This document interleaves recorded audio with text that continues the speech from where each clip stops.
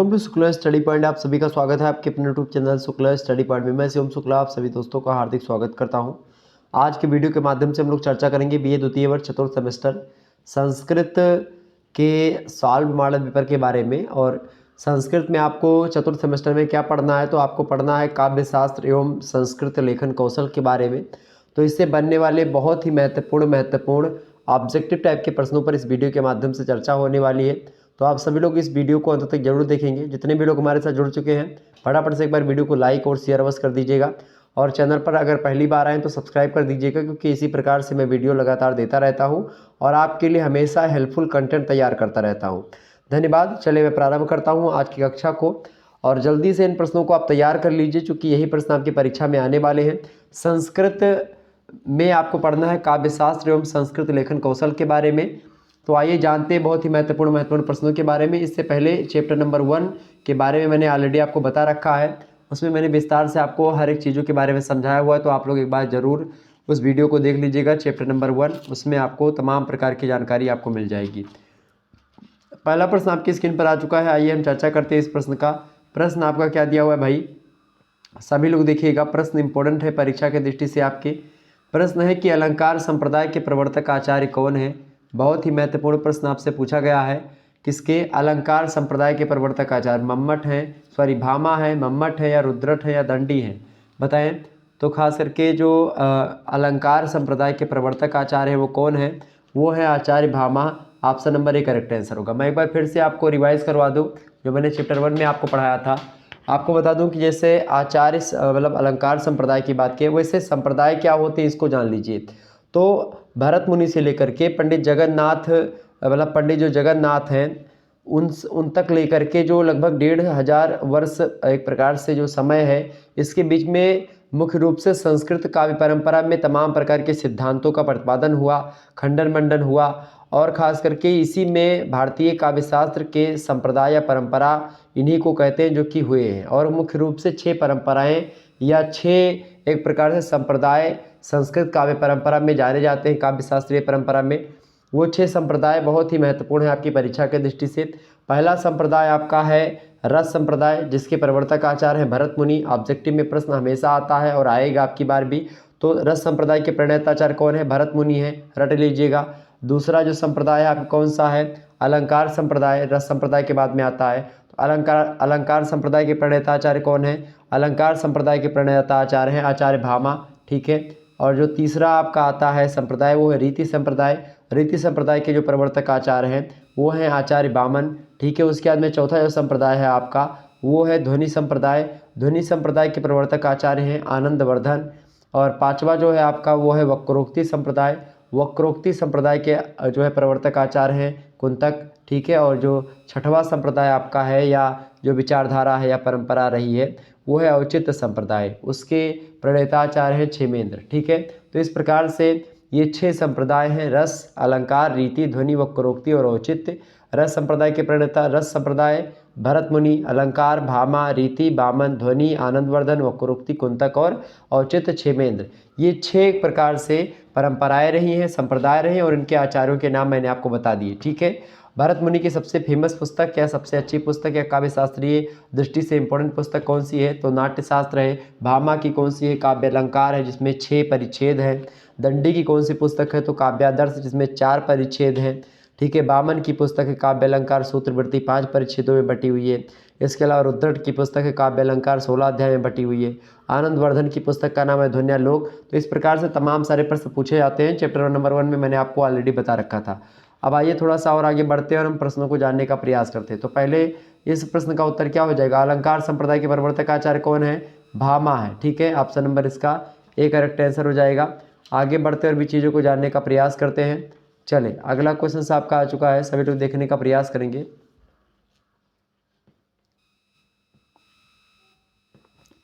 अगला प्रश्न आपका स्क्रीन पर आ चुका है। प्रश्न है कि आचार्य भामाकृत काव्य शास्त्रीय ग्रंथ कौन सा है? तो आचार्य भामाकृत काव्य शास्त्रीय ग्रंथ इनमें से कौन सा? भाई फटाफट से आप बताने का प्रयास करेंगे। तो कौन सा ग्रंथ है भाई? काव्य अलंकार जो ग्रंथ है ये किसका ग्रंथ है? ये आचार्य भामा के द्वारा लिखा गया है काव्य अलंकार ग्रंथ, ये ध्यान रखेंगे। और खास करके काव्यादर्श की बात की तो काव्यादर्श किसका ग्रंथ है?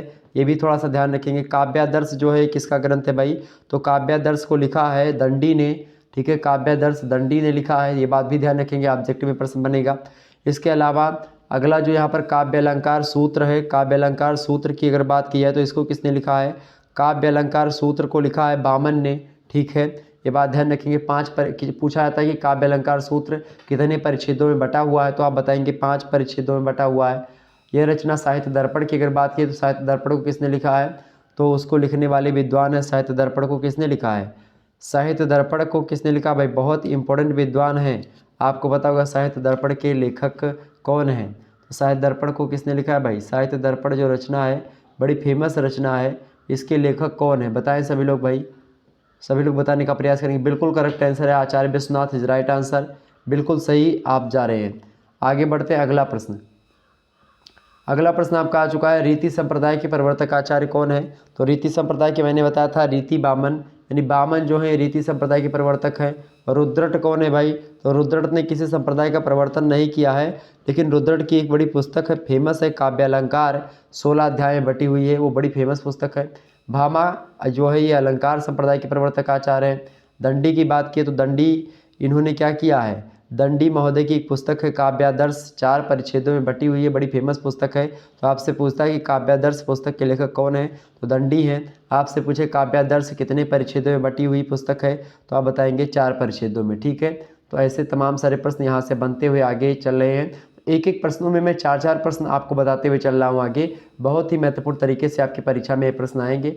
अगला प्रश्न आपका आ चुका है, आचार्य वामन कृत काव्य शास्त्रीय ग्रंथ कौन सा इनमें से, तो वामन का ग्रंथ कौन सा इनमें से, देखें तो काव्य अलंकार सूत्र कहीं पर अगर होगा तो वही है, काव्य अलंकार सूत्र वृत्ति, ये वामन का ग्रंथ है, ठीक है। आपसे पूछा जाए कि भाई काव्य अलंकार सूत्र वृत्ति जो है ये कितने परिच्छेद में बटा हुआ है, तो ये मुख्य रूप से 5 परिच्छेदों में बटा हुआ है, बात भी ध्यान रखेंगे।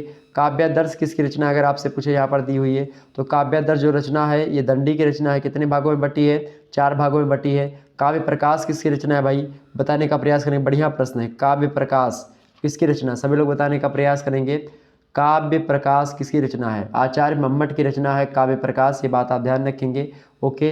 ये है काव्य अलंकार, काव्य अलंकार किसकी रचना है भाई, बताएं काव्य अलंकार किसकी रचना है, सभी लोग बताने का प्रयास करेंगे। तो काव्य अलंकार रचना है आचार्य भामा की, जो कि 6 परिच्छेदों में बटी हुई काव्य अलंकार। अच्छा, काव्य अलंकार एक व्यक्ति ने और लिखा है, काव्य अलंकार लिखा है रुद्रट ने, जो कि 16 अध्याय में बटी हुई है, ठीक है, ध्यान रखेंगे।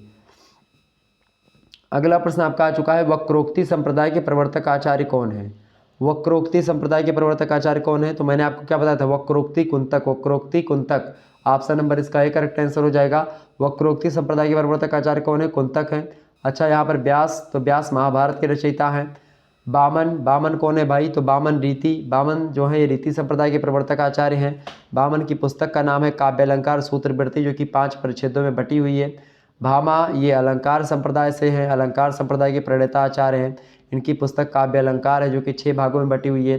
तो इसलिए यहाँ पर देखे थे 4-4 प्रश्नों को बताते हुए चल रहा हूँ, ताकि आपको कोई दिक्कत ना हो और रिवीजन भी आपका होता चल रहा है साथ ही साथ। और कई बार जब एक प्रश्नों को आप सुनेंगे तो आप आसानी से अपने प्रश्न का उत्तर ढूंढ पाएंगे। अगला प्रश्न, ध्वनि संप्रदाय के प्रवर्तक आचार्य कौन है, ध्वनि संप्रदाय, ध्वनि मैंने बताया था आनंदवर्धन, ध्वनि से क्या होता है, आनंद, ध्वनि जब आपके कानों में सुनाई पड़ती तो आपको आनंद की अनुभूति होती है। तो ध्वनि संप्रदाय आनंदवर्धन, ध्वनि आनंद, आनंद कहीं पर है, आनंद दिया हुआ है, आनंदवर्धन, करेक्ट आंसर ये हो गया आपका। हर्षवर्धन तो 7वीं शताब्दी के बहुत फेमस राजा हैं, तो ये हर्षवर्धन नहीं होंगे। बामन की अगर बात की जाए तो बामन रीति संप्रदाय के प्रवर्तक आचार्य हैं। बामन की पुस्तक का नाम मैंने आपको बता ही दिया था, काव्य अलंकार सूत्रवृत्ति, 5 परिच्छेदों में बटी हुई है। रुद्रट की अगर बात की तो रुद्रट कौन है भाई, इनकी रचना है काव्य अलंकार, और भामा की भी रचना काव्य अलंकार है। लेकिन जो भामा की रचना है वो 6 भागों में बटी है, भामा की जो काव्य अलंकार है। तो भामा ने पहले लिखा है काव्य अलंकार, उसके बाद में रुद्रट ने लिखा है काव्य अलंकार, जो कि 16 भागों में बटी हुई है, ठीक है। तो ये बात ध्यान रखेंगे। अगला प्रश्न आप देखिएगा, औचित्य संप्रदाय के प्रवर्तक आचार्य हैं, तो औचित्य संप्रदाय, औचित्य क्षेमेंद्र, औचित्य क्षेमेंद्र, आप क्षेमेंद्र दिख रहा है, ऑप्शन नंबर ए लगा दीजिएगा। औचित्य संप्रदाय के प्रवर्तक आचार्य कौन है, तो औचित्य संप्रदाय के प्रवर्तक आचार्य हैं क्षेमेंद्र, ठीक है। अच्छा, रुद्रट कौन है, तो मैंने अभी भी बताया आपको, काव्य अलंकार रचना लिखी इन्होंने, 16 अध्याय में बटी हुई है। दंडी कौन है, तो दंडी की बात की, दंडी के बारे में मैंने बताया था कि दंडी जो है एक काव्यादर्श, इनकी पुस्तक है, बड़ी फेमस है, 4 भागों में बटी हुई है।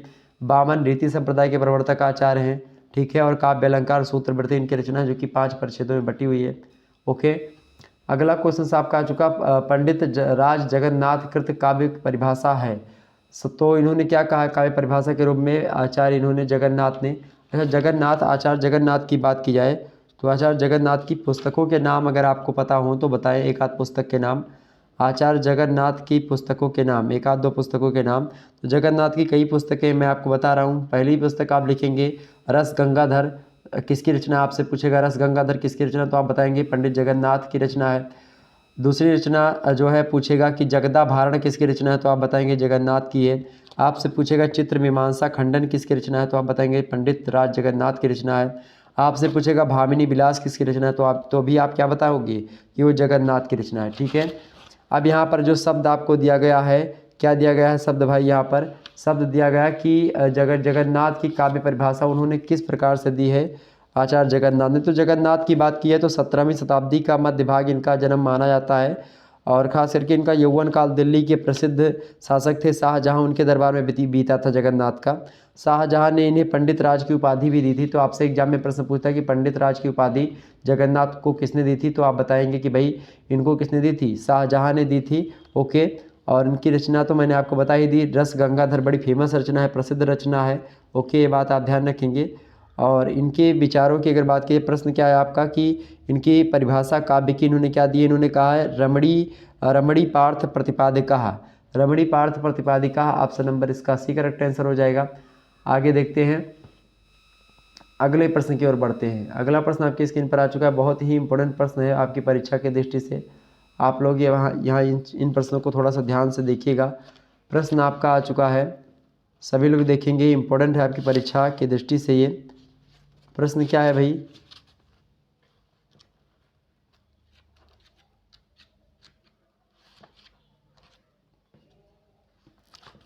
प्रश्न आपका इंपॉर्टेंट है आपकी परीक्षा की दृष्टि से, आप इन प्रश्नों को थोड़ा सा ध्यान रखेंगे। चलिए, प्रश्न आपका क्या है भाई, प्रश्न आपका आ चुका है निःशेषेण बन्ध्यन्ते, निःशेषेण बन्ध्यन्ते विचारः से परिभाषित है, बताएं क्या परिभाषित है भाई, फटाफट से आप बताने का प्रयास करेंगे। इंपॉर्टेंट प्रश्न है आपकी परीक्षा के लिए। प्रश्न आपसे कह रहा है कि निःशेषेण बन्ध्यन्ते विचारः से परिभाषित है। अनुबंध को, प्रबंध को या निबंध को किसको परिभाषित किया गया है, तो ये परिभाषित किया गया निबंध को। निबंध के बारे में बताया गया कि भाई क्या बताएगा निबंध के बारे में, निबंध के बारे में बताया गया है क्या कि निःशेषेणा बन्ध्यन्ते विचारा, यानी बंधन मुक्त होकर के जब आप किसी विचार को लिखते हैं तो निबंध वही होता है, ठीक है। ये बात आप ध्यान रखेंगे। तो आपसे पूछता है कि निबंध शब्द में प्रयुक्त धातु शब्द कौन सा है, तो आप क्या बताओगे, आप बताओगे कि बंध धातु से बना हुआ है निबंध। ओके, ये बात थोड़ा सा आप ध्यान रखेंगे, एग्जाम की दृष्टि से आपका बहुत ही महत्वपूर्ण है प्रश्न ये, ठीक है। आगे बढ़ा जाए, चले अगला प्रश्न आपका है, निबंध का शरीर है रस, निबंध का शरीर है या गुण है या अलंकार है या भाषा शैली है, फटाफट से आप बताएंगे। तो निबंध का शरीर क्या है, रस है, गुण है, अलंकार है या भाषा शैली है, तो बिल्कुल करेक्ट आंसर होगा ऑप्शन नंबर डी इसका, भाषा शैली जो होती है निबंध का शरीर माना जाता है। Option number D correct answer होगा। मोस्ट इंपोर्टेंट प्रश्न है, परीक्षा में आपका छपेगा। अगला क्वेश्चन से आपसे पूछा सकता है, निबंध की आत्मा। अच्छा, निबंध का शरीर तो भाषा शैली है, लेकिन निबंध की आत्मा किसे कहते हैं, विचारों को, आचार को या सदाचार को या अलंकार को, तो निबंध की आत्मा विचार को कहा जाता है और भाषा शैली को उसका शरीर कहा जाता है। तो जब भाषा शैली रूपी शरीर में विचारों का आदान प्रदान होता है तो निबंध एक प्रकार से सजीवता को प्राप्त होता है, ये बात ध्यान रखेंगे, ठीक है। तो निबंध की शरीर क्या है, भाषा शैली है, निबंध की आत्मा क्या है, विचार है। ऑप्शन नंबर इसका एक करेक्ट आंसर का मोस्ट इंपोर्टेंट प्रश्न। अगला क्वेश्चन आप देखते हैं, निबंध के मुख्यतया कितने भेद हैं, फटाफट से आप बताने का प्रयास करेंगे। निबंध के मुख्यतया कितने भेद हैं भैया, तो निबंध के कितने भेद हैं, निबंध के मुख्य रूप से अगर बात की जाए तो 3 भेद होते हैं। कितने भेद होते हैं निबंध के, निबंध के 3 भेद होते हैं। ऑप्शन नंबर इसका डी करेक्ट आंसर होगा। अगला क्वेश्चन आपका आ चुका है, उपक्रम। प्रश्न क्या है आपका, उपक्रम जो है उपपत्ति, दृष्टांत तथा उपसंहार, इन 4 विभागों वाला कौन होता है, फटाफट से आप बताने का प्रयास करेंगे। तो इन 4 विभागों वाला कौन होता है भाई? निबंध के मुख्यतः कितने भेद होते हैं? 3 भेद होते हैं, उपक्रम, मतलब उपपत्ति, दृष्टांत और उपसंहार। इन चारों विभागों वाला कौन होता है इनमें से? तो इन चारों विभागों वाला कौन होता है भाई? बिल्कुल करेक्ट आंसर आपका है निबंध। निबंध में 4 जो है विभाग होते हैं और मुख्यतया केवल 3 ही भेद होते हैं। ठीक है, आगे बढ़ते हैं। निबंध के अंतर्गत पुनरुक्ति क्या है बताएं? गुण पुनरुक्ति या फिर दोष पुनरुक्ति, अलंकार पुनरुक्ति या आत्मा पुनरुक्ति? तो इसमें दोष पुनरुक्ति होती है। निबंध के अंतर्गत पुनरुक्ति क्या है? एक प्रकार से दोष होती है। ऑप्शन नंबर इसका बी करेक्ट है। सेकंड, निबंध में आप एक ही कथन को बार बार अगर इंक्लूड करते हो तो वो चीज़ क्या हो जाती है? एक प्रकार से दोष के स्वरूप में देखी जाती है, तो वो काव्य दोष का रूप धारण कर लेती है। ठीक है, तो पुनरुक्ति निबंध में नहीं चलती है। पुनरुक्ति बार मतलब कि उसका काव्य में तो पुनरुक्ति चल सकती है, ठीक है, लेकिन दोष माना जाता है निबंधों में अगर पुनरुक्ति एक ही शब्द बार बार आता है तो। ठीक है, आगे बढ़ते और भी प्रश्नों को जानने का प्रयास करते हैं। अगला प्रश्न आपके स्क्रीन पर आ चुका है, मोस्ट इंपोर्टेंट प्रश्न है आपकी परीक्षा की दृष्टि से। एक बार फटाफट से वीडियो को सभी लोग लाइक कर दीजिएगा और शेयर कर दीजिएगा अपने सभी दोस्तों के पास इस वीडियो को, ताकि सभी को एक प्रकार से पूरा जानकारी मिल सके और अच्छे तरीके से वो अपना एक प्रकार से तैयारी कर सके। प्रश्न पहला आपका आ चुका है, देखेंगे सभी लोग। प्रश्न है, मतलब प्रश्न ये है कि भारत का पहला समाचार पत्र कब प्रकाशित हुआ था? तो भारत का पहला समाचार पत्र जो था वो कब प्रकाशित हुआ था भाई? सभी लोग बताने का प्रयास करेंगे। तो भारत का सबसे पहला जो खास करके क्या था, जो समाचार पत्र था वो कब प्रकाशित हुआ था भाई? वो प्रकाशित हुआ था आपका कब? वो हुआ था 1780 ईस्वी में। ऑप्शन नंबर ए लगा दीजिए, करेक्ट आंसर हो जाएगा आपका। नेक्स्ट क्वेश्चन है आपका कि भारत का पहला समाचार पत्र है बंगाल बजट, बंगाल गजट या बंगाल पत्रिका, इनमें से कोई नहीं। तो भारत का पहला समाचार पत्र कौन सा है भाई? बंगाल गजट जो है भारत का सबसे पहला समाचार पत्र है। ऑप्शन नंबर इसका बी करेक्ट आंसर होगा। अगला क्वेश्चन देखेंगे, हिंदी का पहला पत्र कब प्रकाशित हुआ बताएं? हिंदी का पहला पत्र कब प्रकाशित हुआ भाई? तो हिंदी का पहला पत्र जो प्रकाशित हुआ था, भारत का पहला समाचार पत्र 1880 में प्रकाशित हुआ, 1780 में प्रकाशित हुआ था, बंगाल गजट। लेकिन हिंदी के बात की, यानी हिंदी भाषा की, चूँकि भारत में केवल हिंदी भाषा ही नहीं है और भी भाषा बोली जाती है, तो हिंदी भाषा का सबसे पहला जो है एक प्रकार से जो पत्र है कब प्रकाशित हुआ था? तो 1826 में प्रकाशित हुआ था। ऑप्शन नंबर इसका बी करेक्ट आंसर हो जाएगा। बहुत ही महत्वपूर्ण प्रश्न है ये। अगला क्वेश्चन आप देखिएगा, अगला प्रश्न आपका आ चुका है, हिंदी का पहला पत्र कौन सा इनमें से बताएं सभी लोग? हिंदी का पहला पत्र है उदंड मार्तंड, बिल्कुल करेक्ट आंसर आपका है। उदंड मार्तंड जो है ये हिंदी का सबसे पहला पत्र माना जाता है। ऑप्शन नंबर इसका ए करेक्ट आंसर होगा। बहुत महत्वपूर्ण प्रश्न आपकी परीक्षा में आएगा। अगला क्वेश्चन आपकी स्क्रीन पर आ चुका है, हिंदी का पहला समाचार पत्र है बताएं? तो हिंदी का पहला समाचार पत्र कौन सा है भाई? सुधा वर्षण जो है ये हिंदी का सबसे पहला क्या है? समाचार पत्र है। हिंदी का पहला पत्र की अगर बात करेगा तो उदंत मार्तंड ये पहला पत्र है, लेकिन समाचार पत्र की बात करेगा तो सुधा वर्षण जो है सबसे पहला समाचार पत्र है। इन सभी में थोड़ा थोड़ा अंतर बनेगा। समाचार पत्र दूसरा होता है, पत्र दूसरा होता है। उदंत मार्तंड सबसे पहला पत्र है हिंदी भाषा में लिखा गया, और समाचार पत्र जो है हिंदी भाषा में लिखा गया सबसे पहला वो है सुधा वर्षण। इन दोनों में आप कंफ्यूज मत होइएगा। अगला क्वेश्चन आपका आ चुका है, विशुद्ध संस्कृत भाषा का प्रथम पत्र कब प्रकाशित हुआ था? यानी एकदम से शुद्ध जो भाषा होती, विशुद्ध, विशुद्ध माने होता है एकदम से शुद्ध शुद्ध, यानी संस्कृत भाषा में ही जो भाषा, मतलब ये जो प्रथम पत्र प्रकाशित हुआ संस्कृत भाषा का, वो कितने सन में प्रकाशित हुआ था? तो 1866 में प्रकाशित हुआ था। ऑप्शन नंबर इसका डी करेक्ट आंसर होगा। नेक्स्ट क्वेश्चन आप देखिएगा, अगला प्रश्न है, विशुद्ध संस्कृत भाषा का प्रथम पत्र कहाँ से प्रकाशित हुआ था? तो वो पत्र प्रकाशित हुआ था आपका बनारस से। कहाँ से बाबू? बनारस से प्रकाशित हुआ था। ऑप्शन नंबर इसका ए करेक्ट आंसर हो जाएगा। अगला क्वेश्चन आपके स्क्रीन पर आ चुका है, विद्योदय पत्र जो है इसका प्रकाशन कब हुआ था, मतलब कि शुरू हुआ था कहाँ से? विद्योदय जो पत्र है इसका प्रकाशन शुरू हुआ था भाई लाहौर से। कहाँ से? लाहौर से। ऑप्शन नंबर इसका ए करेक्ट आंसर हो जाएगा। नेक्स्ट क्वेश्चन आपके स्क्रीन पर आ चुका है, प्रश्न बड़ा ही अच्छा है। प्रश्न है कि संस्कृत भाषा के प्रथम दैनिक पत्र, यानी जयंती जो है प्रथम दैनिक पत्र था, एक मतलब हर दिन वाला पत्र, उसी को दैनिक पत्र। दैनिक पत्र मतलब होता है कि डेली वाला पत्र, और मासिक पत्र होता है एक महीने में जो आता है, और सालाना पत्र एक साल में आता है, और एक प्रकार साप्ताहिक पत्र एक हफ्ते में आता है। ठीक है। तो संस्कृत भाषा का जो प्रथम दैनिक पत्र था, डेली आने वाला पत्र जिसको जयंती कहते थे, उसका प्रकाशन कब हुआ था? उसका प्रकाशन हुआ था भैया 1907 में। ऑप्शन नंबर इसका सी करेक्ट आंसर हो जाएगा। अगला क्वेश्चन से संस्कृत का पत्र है, बताएं संस्कृत का पत्र कौन सा इनमें से? देखिए, स्वर मंगला भी संस्कृत का ही पत्र है, दिव्य ज्योति भी संस्कृत का ही पत्र है, और गांडीवम भी क्या है ये? गांडीवम ये भी संस्कृत का ही पत्र है। तो गांडीवम, स्वरमंगला, दिव्य ज्योति ये सब संस्कृत के ही पत्र हैं, ये बात ध्यान रखेंगे। ऑप्शन नंबर डी लगा दीजिएगा। उपरोक्त तो सभी पत्र संस्कृत भाषा के ही हैं। आगे बढ़ते हैं और प्रश्नों को जानने का प्रयास करते हैं। अगला क्वेश्चन से आपकी स्क्रीन पर आ चुका है, सभी लोग देखने का प्रयास करेंगे। इंपॉर्टेंट है आपकी परीक्षा की दृष्टि से प्रश्न आपका आ चुका है कि औपचारिक पत्र का प्रकार है, बताएं सभी लोग, फटाफट से आप बताने का प्रयास करेंगे।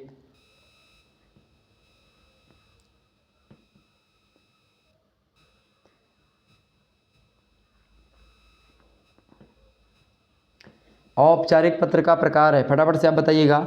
औपचारिक पत्र का प्रकार इनमें से क्या है? विविध संस्था अध्यक्षों को संबोधित पत्र जो होता है ये औपचारिक पत्र होता है, बिल्कुल ठीक बात है। सामान की खरीद के पत्र ये भी होते। सरकारी पत्र तो औपचारिक पत्र होता ही है। ऑप्शन नंबर डी लगा दीजिएगा, ये सारे के सारे पत्र औपचारिक पत्र ही होते हैं। ओके, नेक्स्ट क्वेश्चन आपकी स्क्रीन पर आ चुका है। सही ढंग से पत्र लिख पाना क्या है, कला है या विज्ञान है? तो सही ढंग से पत्र लिख पाना एक कला है। ऑप्शन नंबर इसका ए करेक्ट आंसर होगा। एक कला है सही ढंग से पत्र लिख पाना, ठीक है। इंपॉर्टेंट प्रश्न है, परीक्षा में आपके आ सकता है। अगला क्वेश्चन है अनौपचारिक। अनौपचारिक एक प्रकार से जो सरकारी सरकारी जो नई चीज़ें होती, जो विधिवत तरीके से क्रमबद्ध तरीके से नहीं होता, तो अनौपचारिक पत्रों में होती हैं, क्या होती है? सरलता होती है या विविधता होती है? तो अनौपचारिक पत्रों में क्या होती है? विविधता होती है। ऑप्शन नंबर इसका बी करेक्ट आंसर हो जाएगा। अगला क्वेश्चन आप देखेंगे, संस्कृत भाषा में लिखे गए बहुत से पत्र होते हैं, पद्यमय होते हैं, नाटकमय होते हैं या छंदमय होते हैं या इनमें से कोई नहीं? फटाफट से आप बताएंगे। तो संस्कृत भाषा में लिखे गए बहुत से पत्र जो होते हैं वो पद्यमय होते हैं। कैसे होते हैं? पद्यमय होते हैं। ऑप्शन नंबर इसका ऑप्शन करेक्ट आंसर हो जाएगा। अगला क्वेश्चन आपकी स्क्रीन पर आ चुका है, पद्यों की रचना हेतु पत्र लेखन में किस छंद का प्रयोग होता है? फटाफट से आप बताने का प्रयास करेंगे। पद्यों की रचना के लिए पत्र लेखन में किस छंद का प्रयोग होता है? तो किस छंद का प्रयोग होता है भैया? अनुष्टुप छंद का प्रयोग होता है। पत्रों की रचना के लिए पत्र लेखन में जिस छंद का हम प्रयोग करते हैं वह छंद है अनुष्टुप छंद, ठीक है। Option number A correct answer हो जाएगा। अगला क्वेश्चन है अभिवादन में शब्द है, बताइए अभिवादन में कौन सा शब्द है भाई? देखिए, अभिवादन में प्रणाम जो है ये भी अभिवादन का ही एक शब्द है। नमो नमः, ये भी नमो नमः मतलब नमस्कार मैं करता हूँ, तो ये भी एक प्रकार से अभिवादन ही हुआ। चिरंजीव एक प्रकार से यह भी एक अभिवादन ही है। तो अभिवादन में ये शब्द सभी सारे शब्द जो है होते हैं। ऑप्शन नंबर इसका डी करेक्ट आंसर होगा। The option is right answer. एक बार सभी लोग वीडियो को लाइक और शेयर कर दीजिएगा। अगला क्वेश्चन आपकी स्क्रीन पर आ चुका है, फटाफट से आप देखने का प्रयास करेंगे। इंपॉर्टेंट है आपकी परीक्षा की दृष्टि से। प्रश्न आपका आ चुका है भाई, सभी लोग देखिएगा। प्रश्न आपका आ चुका है। प्रश्न क्या है? प्रश्न है कि साहित्य दर्पण किसकी कृति है? साहित्य दर्पण किसकी रचना है भाई? तो साहित्य दर्पण जो रचना है वो आचार्य विश्वनाथ की रचना है, बहुत ही फेमस रचना है, बात आप ध्यान रखेंगे। ओके, और एक प्रकार से भामा की कौन सी रचना है? आप सभी को पता होगा। भामा की रचना का क्या नाम है भाई? भामा की रचना का नाम है काव्य अलंकार, और भामा रीति संप्रदाय के भामा अलंकार संप्रदाय के प्रवर्तक आचार्य हैं। रुद्रट की रचना कौन सी है? काव्य अलंकार रुद्रट की भी रचना है। काव्य अलंकार 16 अध्याय में जो बटी हुई है वो रुद्रट की है, और भामा की काव्य अलंकार 16 मतलब कि 6 भागों में बटी हुई है, ठीक है। ये बात ध्यान रखेंगे, रुद्रट की 16 भागों में, भामा की 6 भागों में, और दोनों ने काव्य अलंकार की रचना करी। मम्मट की पुस्तक का क्या नाम है भाई? मम्मट की अगर बात की तो मम्मट की पुस्तक का क्या नाम है? फटाफट से आप बताने का प्रयास करेंगे। आचार्य मम्मट जो है इनकी पुस्तक का नाम है काव्य प्रकाश, ठीक है, ये बात ध्यान रखेंगे। तो ये प्रश्न क्या है? साहित्य दर्पण किसकी रचना है? तो आचार्य विश्वनाथ की है। साहित्य दर्पण आपके पाठ्यक्रम में पढ़ना भी है। अगला क्वेश्चन, साहित्य दर्पण का संबंध है नाट्य शास्त्र से, अलंकार शास्त्र से, चंपू काव्य से या व्याकरण शास्त्र से? तो बात की जाए अगर साहित्य दर्पण की, तो खास करके साहित्य दर्पण जो रचना है उसका संबंध किससे है? उसका संबंध है अलंकार शास्त्र से। आचार्य विश्वनाथ जो है ये अलंकार संप्रदाय के एक प्रकार से उसको आगे बढ़ाने में इनकी भूमिका मानी जाती है आचार्य विश्वनाथ की। ठीक है, ये बात ध्यान रखेंगे। आगे बढ़ते हैं। और नाट्य शास्त्र की रचना किसने करी थी? तो किसने करी थी? भरत मुनि ने।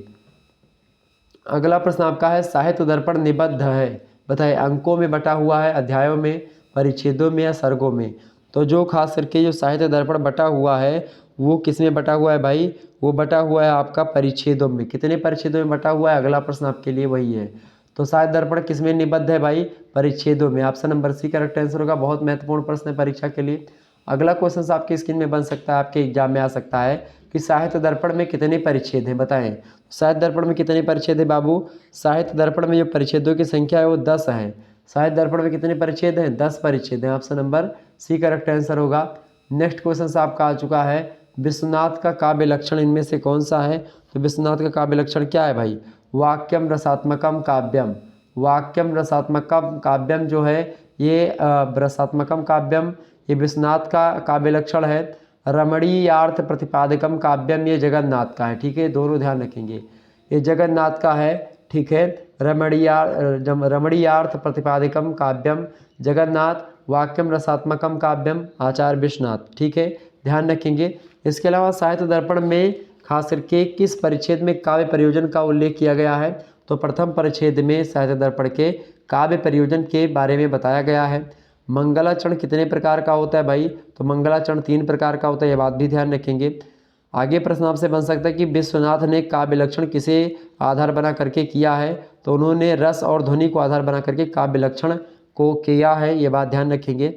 साहित्य दर्पणकार ने काव्य के कितने भेद बताए? यानी कि आचार्य विश्वनाथ ने जो है किसके काव्य के कितने भेद बताए हैं? तो काव्य के 2 भेद वो बताते हैं, ये बात ध्यान रखेंगे। ओके, आगे बढ़ते हैं और प्रश्न को जानने का प्रयास करते हैं। एक बार जितने भी लोग देख रहे हैं फटाफट से वीडियो को लाइक और शेयर कर दीजिएगा।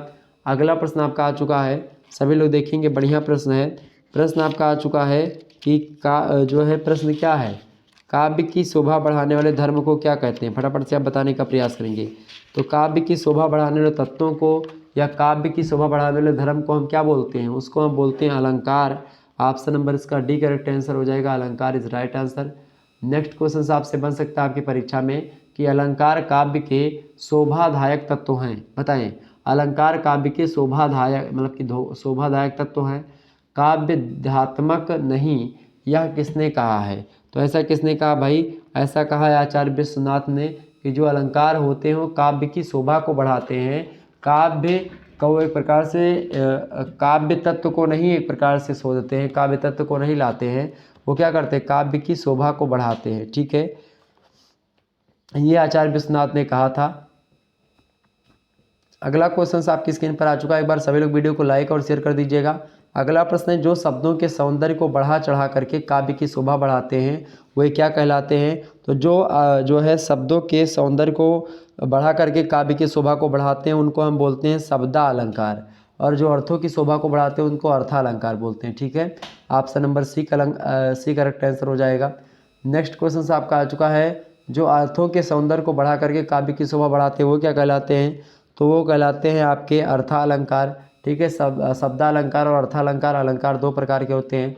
अनुप्रास वगैरह जैसे कि शब्दों में आप देखते हैं और श्लेष हो गया, यमक हो गया, इन सब में क्या होता है? जैसे कनक कनकते सौगुनी मादकता अधिकाय या पाए बहुराय जगुआ खाए बहुराय, यहाँ पर शब्दों में चमत्कार है। शब्दों में एक प्रकार से कनक कनकते सौगुनी 2 शब्द आ गए एक बार से। ठीक है, इसी प्रकार से श्लेष में रहीमन पानी राखिए बिन पानी सब सून, पानी गए न उबरे मोती मानुष चून, यहाँ पर पानी शब्द 3 बार आया है। तो ये शब्दों का एक प्रकार से खेल है। ठीक है, इसके अलावा आप देखिएगा कि अनुप्रास अलंकार, तरन तनुजा तट तमाल तरवर बहुछाए, या एक प्रकार से आप जो है चारु चंद के चंचल किरणें खेल रही जलथल में, चा चा चा चा वर्णों की आवृत्ति, तो ये सब शब्दालंकार है। अर्थालंकार में आप देखते हैं और भी तमाम सारे, जिसमें अर्थ के माध्यम से क्या होता है?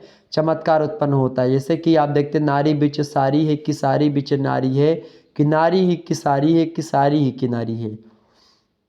ठीक है, या इसी प्रकार से चरण कमल बंदो हरिराई, या अन्य प्रकार के। ठीक है, आगे बढ़ते हैं।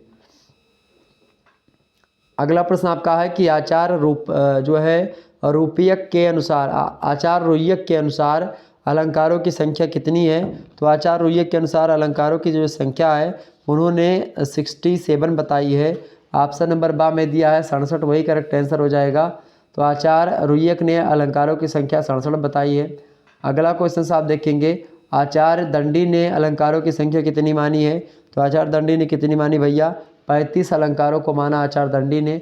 ऑप्शन नंबर इसका सी करेक्ट आंसर हो जाएगा। अगला क्वेश्चन आपकी स्क्रीन पर आ चुका है। देखिए बहुत महत्वपूर्ण प्रश्न है, ये सब आपकी परीक्षा में हूबहू आने वाले हैं, एकदम से सब प्रश्नों को ध्यान रख लीजिएगा। अगला प्रश्न है, आचार्य मम्मट ने कितने अर्थालंकारों को स्वीकार किया है? तो आचार्य मम्मट ने लगभग 61 अर्थालंकारों के बारे में बताया है आचार्य मम्मट ने। ऑप्शन नंबर इसका सी करेक्ट आंसर हो जाएगा। अगला क्वेश्चन आपका आ चुका है, शब्द साम्यम वैषम्येऽपि स्वरस्य यत्, यह लक्षण किसका है? यह लक्षण किसका है भाई? यह लक्षण है अनुप्रास अलंकार का। अनुप्रास अलंकार का शब्द साम्यम वैषम्येऽपि स्वरस्य यत्, यहाँ पर सा वर्णों की आवृत्ति बार बार आपको दिखाई पड़ रही है। आगे बढ़ते हैं अगले प्रश्न की ओर। ठीक, अच्छा श्लेष अलंकार के कितने भेद माने गए हैं? श्लेष अलंकार के 8 भेद माने गए, ये बात ध्यान रखेंगे। अनुप्रास अलंकार के कितने भेद माने गए हैं? तो अनुप्रास अलंकार के 5 भेद माने गए हैं। ठीक है, यह बात ध्यान रखेंगे। और उपमा में साम्य कितने प्रकार का होता है भाई? तो उपमा में साम्य जो होता है वो 3 प्रकार का होता है, ये सब ध्यान रखेंगे। ओके, आगे बढ़ते हैं और भी चीज़ों को जानने का प्रयास।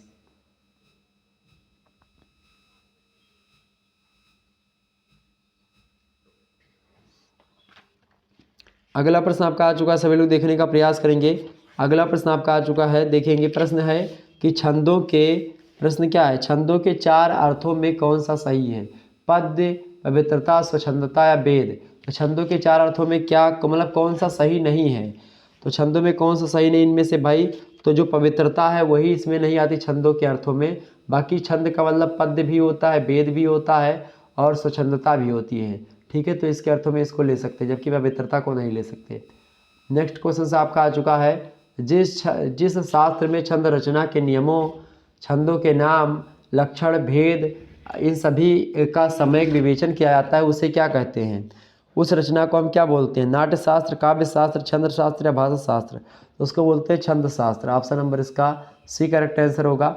अगला क्वेश्चन है, 6 वेदांगों में परिगणित किया गया है। तो 6 वेदांगों में किसको परिगणित किया गया भाई? बताएं, किसको परिगणित किया गया है? तो छंदों को। 6 वेदांगों में गिना गया है किसको? छंद को। ऑप्शन नंबर इसका डी करेक्ट आंसर होगा।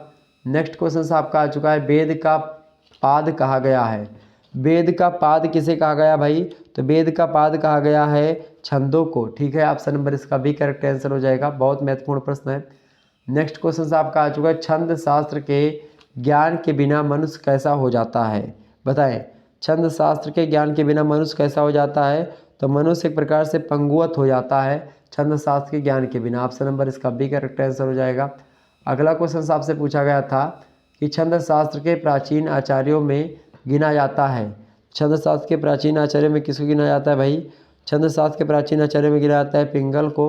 ऑप्शन नंबर इसका डी करेक्ट आंसर हो जाएगा। इस प्रकार से आपसे और भी प्रश्न पूछ सकता है कि छंद मंजरी के रचयिता कौन है? बड़ी फेमस पुस्तक है छंद मंजरी। तो छंद मंजरी के रचयिता कौन है भाई? गंगादास जो है छंद मंजरी के रचयिता है। ओके, छंद मंजरी एक प्रकार से किसमें बटा है? छंदों में, लवंकों में, कांडों में या सर्गों में, किसमें बटा हुआ है? यह अस्तबकों में। तो जो छंद मंजरी है वो अस्तबकों में बटा हुआ है, ये बात ध्यान रखेंगे। इसके अलावा भी प्रश्न पूछ सकते हैं कि छंद मंजरी जो है उसमें कुल कितने अस्तबक हैं?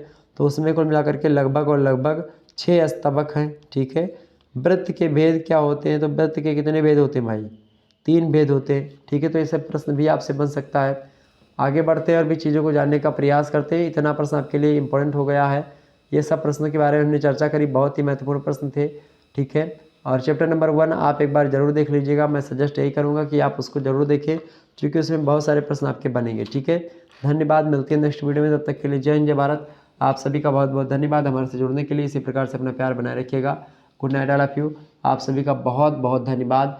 और इकोनॉमिक्स का, हिंदी का, ज्योग्राफी का, पॉलिटिकल साइंस का, सोशियोलॉजी का, होम साइंस का, ज्योग्राफी का, सभी सब्जेक्ट का प्लेलिस्ट में वीडियो में जल्दी बना दूंगा। बाकी वीडियो सभी सब्जेक्ट के लगभग ऑब्जेक्टिव टाइप के अपलोड हो चुके हैं। हिस्ट्री का, एंशिएंट हिस्ट्री का भी नहीं हुआ है, मध्यकालीन इतिहास का हो गया। ठीक है, चलिए फिर जैसे ही और आता है मैं उसको भी करवा दूंगा, और BBSC बीकॉम वाला जो को करिकुलर होता है उसका भी मॉडल पेपर देने वाला हूँ 2-3-4 दिनों में। ठीक है, धन्यवाद, मिलते हैं नेक्स्ट वीडियो में।